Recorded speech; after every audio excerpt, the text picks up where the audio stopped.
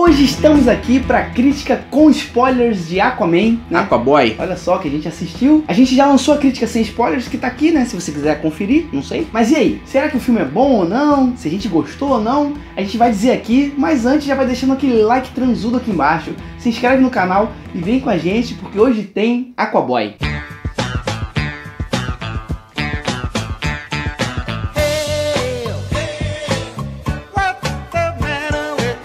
Para começar, já dá pra dizer que a gente gostou do filme, né? Um filme que tem uma pegada um pouco diferente dos filmes da DC, porque, assim, os filmes da DC, no início, eles queriam ter uma pegada um pouco diferente no sentido de mais sombrio do que os filmes da Marvel. Eu não ia falar, mas eu também falando, cara, da Marvel.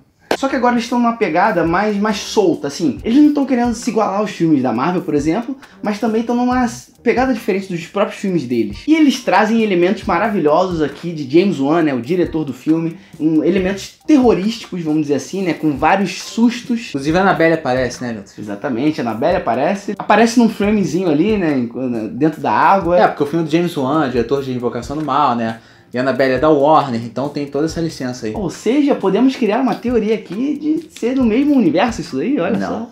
Não podemos e não faremos. Por que não? A Annabelle tá lá. Porque a gente não é idiota. Ué, mas pode ser que seja. Então, assim, eu não sou idiota, pelo menos. Mas uma coisa que eu falei na crítica sem spoiler, que também falei muito bem do filme, né, eu gostei, pra mim faltou alguns elementos só pra fazer um vilão mais memorável, de repente, ter um drama mais pessoal no filme. Mas, por exemplo, eu falei que o filme não é tão imprevisível, apesar de que eu acho que ele não tentou ser imprevisível. Todo mundo sabia que a Nicole Kidman estava viva, né? Sim. A mãe do Aquaman. Não sei se foi um grande mistério para as pessoas, mas eu acho que ficou bem... Nunca ficou claro, mas não ficou também não claro, entendeu? Eles não fizeram questão nenhuma de deixar isso como uma revelação grande ali naquele momento em que ela aparece. Sim. Apesar de que o momento que ela aparece, ela tira o capacete, rola um drama, ali pra mostrar que é ela. Eu sabia. Mas falar que uma pessoa morreu é diferente da gente ver a pessoa morrendo, né? Por exemplo, o pai do Arraia Negra, ele morreu mesmo, a gente viu o cara morrendo, beleza, sabe? Se ele aparecesse de novo, a gente ia ficar surpreso. Agora, Nicole Kidman, a gente não viu nada, aconteceu nada com ela. Ele não morreu, ele explodiu. Inclusive eu falei disso também no vídeo passado, sem spoiler, a comparação que eu tenho do drama pessoal do Arraia Negra com o personagem vilão do Patrick Wilson. O Arraia Negra tem um drama pra mim que eu fiquei mais embarcado no que aconteceu com ele, porque o que o Aquaman faz ali com o pai dele é uma coisa bem fria. Tudo bem que é um vilão, eles estão fazendo uma maldade, não tem como, né, ficar passando a mão, mas foi uma frieza ali e eu mesmo entendi o Arraia Negra. Sim. Já o Patrick Wilson, em momento nenhum eu concordei com ele, em momento nenhum eu gostei dele, sabe? O Aquaman, ele tem uma pegada de justiceiro, né? Uma pegada tipo assim, vou fazer justiça com as minhas mãos e se isso causar a morte de alguém, que seja. Porque esse cara tava fazendo mal à sociedade, tipo isso. Então ele deixou o pai do Arraia Negra morrer, ele poderia ter salvado, né? Poderia ter salvado todo mundo e não quis. Então já fica uma dualidade aí, né? Pô, eu entendo a Arraia Negra, mas também o Aquaman, não que ele esteja errado, enfim. Mas eu gosto do Aquaman ser assim, porque o herói perfeito eu não quero. O Superman que não tem defeitos, que é um cara muito justo. Eu acho que é legal quando o herói ele é arrogante às vezes, quando ele também é meio... É humanizado, né? É humanizado, verdade. O próprio povo lá de Atlantis também são mais ríspidos, né? Eles não têm misericórdia, que o Patrick Wilson fala. Sim. Então, é até mais uma questão humana mesmo do Aquaman. O Rei Orm, que é vivido pelo ator Patrick Wilson, é um personagem que, de início, ele até se impõe, a gente entende que ele vai ser o vilão, né, ali, né, da história. O visual dele ajuda também um pouco nisso, né, a gente tava conversando, você achou que era um pouco de cosplay, né, o visual dele? Eu achei que foi suficiente pra mostrar ali que seria um vilão imponente, assim, pelo menos de visual. O ator é um ator que eu gosto, é um ator já conhecido, que é amigo do James Wan, que é o diretor do filme. Mas como a gente já disse aqui, ele não foi tão imponente e não teve uma motivação tão grande assim quanto, por exemplo, o Arraia Negra. E ele é o principal vilão da história, pelo menos nesse filme. E talvez tenha faltado um pouco mais disso, né? Dessa vilania que a gente compra a ideia do carisma, né? Do vilão carismático. Como eu falei, acho que faltava ele ser um pouco mais provocador, né? Um pouco mais sarcástico de repente. Sim. Um pouco mais desafiador, imponente nessa questão mesmo de agradar a gente, de rolar uma empatia, uma simpatia também com o público. Sim. Acho que não, acho que ele é um vilão sem camadas, ele é só um vilão. Exatamente, ele era um cara que quando ficava na frente do Aquaman, um de frente pro outro, que iam lutar, eu olhava assim, ele vai perder com certeza, ele é menor, ele não se impõe tanto assim, entendeu? Eu não comprei a ideia dele ser o vilão do Aquaman. Mas é interessante porque ele luta melhor do que o Aquaman debaixo d'água, né? Sim. O Aquaman por passar mais tempo na Terra e ser o Aquaman, é interessante o James Wan fazer isso, né? Sim. O lance dele ali de luta é na Terra, né? Sim. Até ele pegar o tridente lá da putaria. E ter mais jeito pras coisas. E eu gostei também da proposta por essa busca pelo tridente, né? Não é tipo uma lenda do tesouro perdido, que o foco Lembrei na hora. maior é isso, sabe? Mas tem essa perseguição pelo tridente, essa junção da galera, né? Junta ele com a Mera e a mãe dele também depois, né? Quando eles se encontram. Então fica uma coisa interessante da gente assistir. Um grupo buscando um tesouro, tipo isso. Virou uma aventura ali. O filme ele se arrisca até numa comédia romântica, como a gente falou ali na Itália, né? Com o personagem do Jason Momoa aí, da Amber Heard. É até engraçado, parece um momento que eles iam começar a cantar e sapatear, né? O filme, ele vira um filme completamente diferente. Sim. Isso pode ser agradável, como pode não ser, porque pouquíssimos filmes de herói fizeram isso já alguma vez, de mudar o enredo, né? Sim. Mudar o clima dele por um certo momento. Isso depende mais da pessoa que tá assistindo, né? Se te tira do filme, não fica tão interessante. Mas não me tirou, não. Não me tirou também.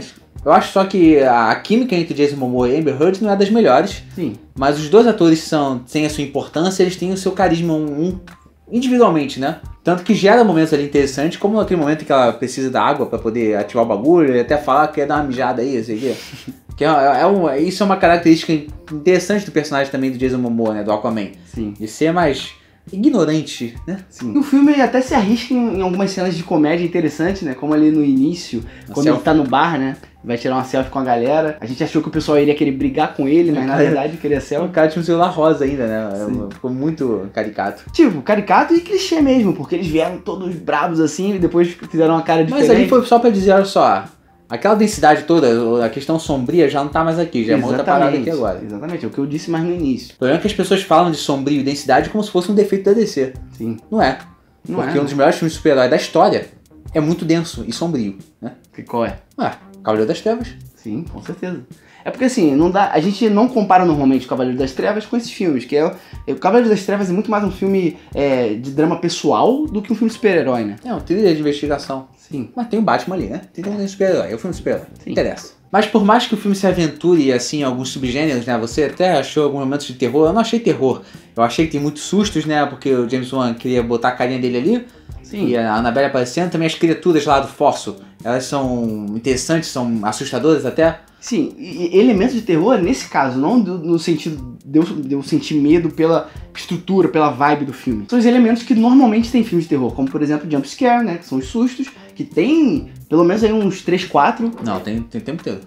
Não, mas grandes assim, no caso. E essas criaturas também medonhas, né, que elas se aproximam de você, o som é muito alto, né, delas, então tem esse negócio de você ficar meio contraído assim na cadeira, sabe? Então, esses elementos mais que eu tô falando, não a vibe. Então, por mais que ele se aventure numa comédia romântica, em alguns elementos de terror, de sustos ali, até gráficos também, é um filme que ele mantém um tom, né? Ele tem todo um tom dele assim que... Sim.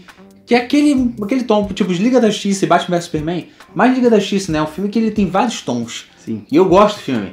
Mas o Aquaman é um filme de um tom só. Apesar de se aventurar em alguns elementos diferentes de outros gêneros. Sim. É interessante o James Wan conseguir fazer isso. Que é um diretor muito estiloso e criativo também. Porque as cenas de ação são muito criativas, né? Tem umas cenas de luta ali muito boas. Uma mais pro início, assim. Tem uma ali também com a Mera, onde eles já estão na Itália, né? Que ela luta ali dentro da casa. Do vinho, que é muito legal. Sim, ele é um diretor que consegue passar muitos momentos ali de vibrar, né? Do cinema, Sim. Principalmente com o Aquaman. No começo, principalmente no início do filme, nas primeiras aparições do Jason Momoa como Aquaman, todo mundo grita, né, na hora. Sim. Porque ele dá uma divada. Sim, com certeza. Mas ele também é muito criativo, o James Wan, estiloso, na passagem de tempo, né? Porque, por exemplo, ele faz uma jogada em 360 ali, numa cena de diálogo entre o Aquaman e a Mera, que ele vai passando em 360 e vai mudando os atores, né? Sim. Porque meio que volta pro passado e vai passando ali do personagem da Mera e muda pro William Dafoe, né? Porque é o passado e o Aquaman volta a ser criança. Ele faz isso em 360, mudando sem cortar. Sim. Né? É muito interessante. Também tem um momento que ele e a Mera saltam pra água e quando ele mergulha, quando a gente vê dentro d'água, já é ele com o William Dafoe, já mais jovem, né? Sim. Então ele faz umas passagens assim muito criativas. Ele se aventura mesmo. Sim. É interessante ele botar uma mão extra, uma mão nova. Sim, e eu acho que a forma com que ele faz explicar o filme, né? Como ele explica o filme é interessante. Através do próprio Aquaman, né? O Aquaman narra a história ali no início e durante o filme. Só que depois ele passa muito tempo sem falar nada, porque a gente já vai vendo a história, e no final ele só complementa. Então eu acho que a forma como ele mostrou a história do Aquaman, o início dele, né? É bem interessante. A gente tem ali uma cena pós-crédito, né? Que na verdade é uma cena durante os créditos finais, que não é tão chamativa assim, né? Poderia estar dentro do filme mesmo, não precisaria ser uma cena Na pós-crédito. verdade nem precisava, porque quando a Raia Negra acaba o último embate entre eles, não mostra o corpo, não sei o que, pra mim, assim, ele pode voltar no próximo filme. Não faço questão de mostrar. Porque eu acho que mostrar, por exemplo, a gente vê o final do personagem de Patrick Wilson, que é a questão do Arraia Negra tá vivo ainda e encontrando aquela tecnologia. O cara, na verdade, lá, o Japinha lá encontra a tecnologia, né? Então, num apanhado geral, né, a gente gostou do filme, vale muito a pena você assistir no cinema. Se você ainda não assistiu, né, porque de repente você tá assistindo o vídeo com spoilers, porque você gosta de spoiler. Mas diz aqui embaixo nos comentários se você que assistiu já gostou desse filme. E se você ainda não assistiu, o que você espera, né, pra gente saber sua opinião também. E é isso, não esqueça de deixar aquela martelada no like aqui embaixo pra ajudar a gente na divulgação do vídeo. Se inscreva no canal para continuar acompanhando vídeos como esses daqui. Confere aqui embaixo na descrição do vídeo também, nossas redes sociais, segue a gente lá. É isso aí. E o que, Gustavo? Tua vez de falar o final. Valeu. Só valeu? Não sou... Uma merda. Yo! Não me fala yo.